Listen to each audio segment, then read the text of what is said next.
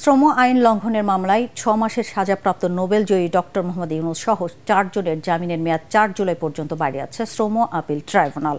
শ্রম আপিল ট্রাইব্যুনালের বিচারক MA আওয়াল ওই দিন আপিল শুনানির জন্য দিন ঠিক করে আদেশ দেন।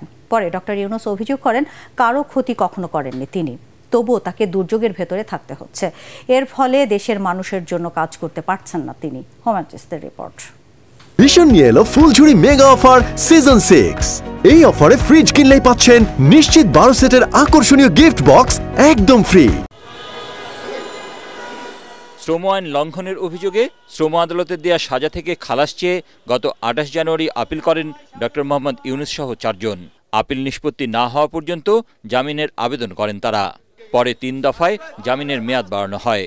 বৃহস্পতিবার সকালে আদালতে উপস্থিত হয়ে তারা আবারও স্থায়ী জামিন চান। কোর্ট মনে হয় অনেকটা নিরুপায় হয়ে আবার আগামী 4-7 তারিখে আমাদের পরবর্তী ডেট নির্ধারণ করেছেন।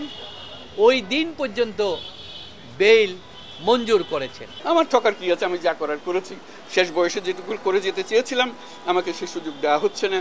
আমাকে নানা টানা হিস্ট্রির মধ্যে রাখা হচ্ছে, সেটা দেশের মানুষ ঠকছে। আমি তো জানি না, আমি তো আমার কাজ নিয়ে মশগুল ছিলাম।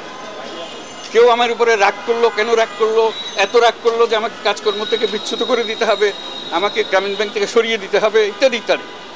কি সে রাগের কারণ? কলকারখানা অধিদপ্তরের আইনজীবী বলেন, সাজাপ্রাপ্ত ব্যক্তির বাংলাদেশ নিয়ে কথা বলার কোনো এখতিয়ার নেই। জামিন কতদিনের জন্য দিবেন নাকি নিষ্পত্তি হওয়া পর্যন্ত দিবেন সেটা কোর্টের এখতিয়ার। বাংলাদেশ রাষ্ট্রকে নিয়ে কথা বলার এটা ঔদ্ধত্যপূর্ণ আচরণ, এটা উনি বলার এখতিয়ার রাখে না।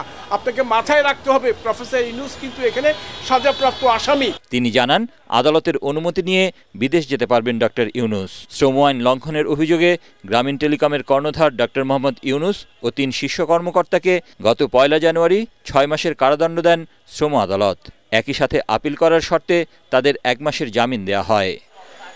হুমায়ুন চিস্তি, ATN বাংলা, ঢাকা।